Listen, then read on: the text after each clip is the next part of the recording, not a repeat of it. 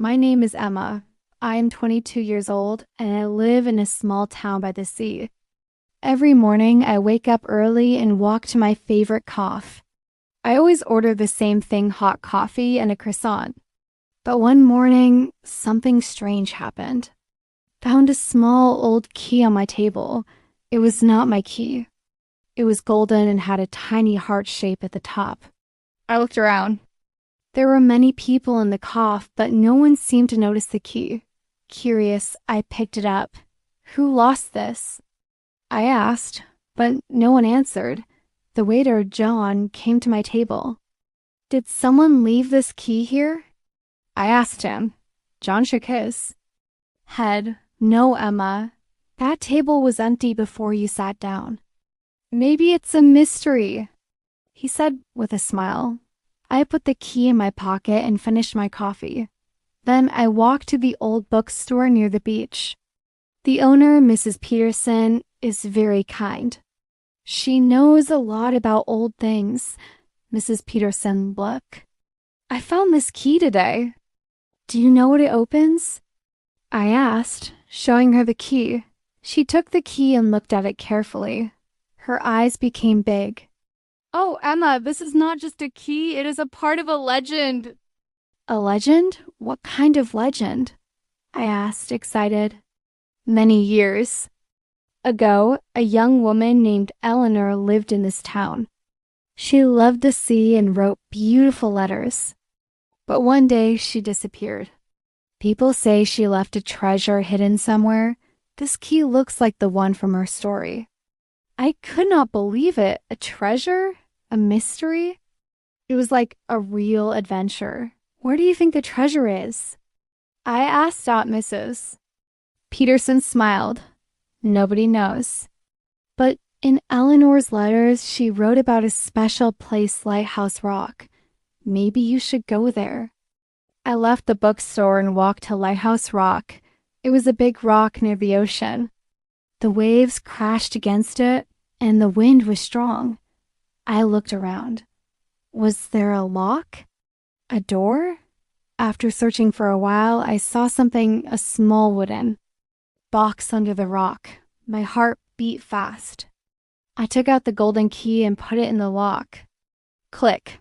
The box opened. Inside, there was a letter in an old locket. The letter was from Eleanor. To the one who finds this, my name is Eleanor. I love this town and the sea. This locket belonged to my mother, and I wanted to be with someone who loves adventure. If you find this, remember, life is full of mysteries. Never stop exploring. I held the locket in my hands. It was beautiful. I smiled and looked at the sea. Eleanor was right. Life is full of mysteries. And sometimes a small key can open a big adventure. And so my journey began, but my curiosity was not satisfied. Who was Eleanor, really? Why did she leave the town? Did she have family?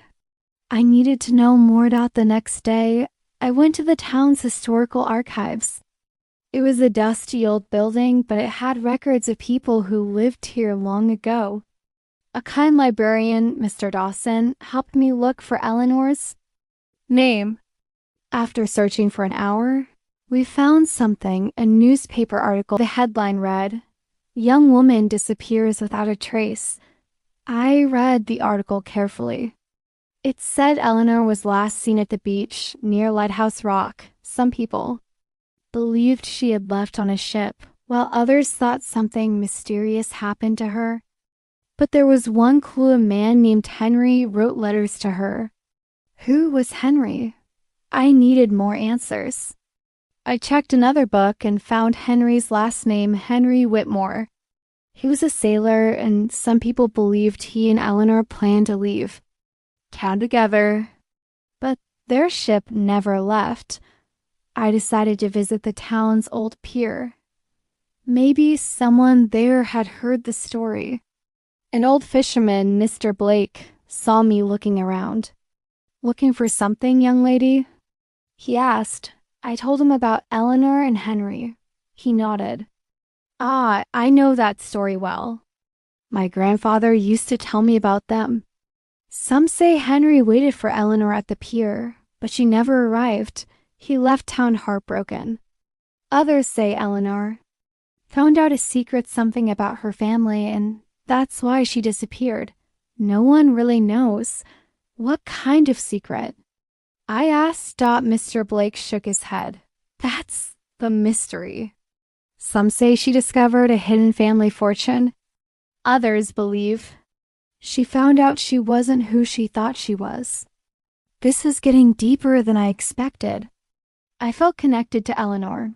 I had her key, her letter, and her locket, but I needed to know the truth. That night, I sat on my bed, holding the locket. Then something strange happened. I opened the locket, and inside was a tiny folded paper. My hand shook as I opened it. It was an address. The next morning, I followed the address. It led me to an old house on the edge of town. The house is abandoned, covered in vines. I hesitated, then pushed the door open. Inside, there were old photographs, books, and furniture. Dust covered everything. On a table, I found a diary. The name on the cover, Eleanor Whitmore.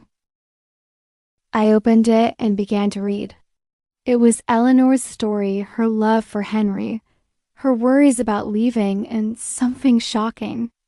Her final entry read, "I have discovered something I was never supposed to know. If anyone finds this, please understand I did what I had to do." I gasped. What did she mean? What had she discovered? The mystery was not over yet, and I knew I had to keep searching. As I turned the next page, a folded document slipped out. It was an old birth certificate. My eyes widened as I read the name, Eleanor Whitmore. But beneath it, a second name was written in faded ink, Eleanor Hastings. Why two names? My heart pounded as I flipped through more pages of the diary. Eleanor had discovered that she was not just an ordinary woman. She was the lost daughter of a wealthy family who once ruled over the town's biggest trading company. But someone had hidden this secret, and Eleanor had tried to escape with Henry before anyone found out. But did she make it? Or did someone stop her? Just then, I heard a noise behind me. A shadow moved across the old wooden floor. I was not alone. I froze. My breath caught in my throat. Slowly, I turned around. A tall figure stood in the doorway. The dim light from the broken window barely revealed their face. "Who are you?" I asked, my voice shaking. The figure stepped closer. It was an old man, his face lined with age and mystery. "You shouldn't be here," he said in a raspy voice. I clutched the diary against my chest. "Did you know Eleanor?" I asked, stepping back cautiously. The man sighed and looked at the locket in my hand. "You have no idea what you've uncovered.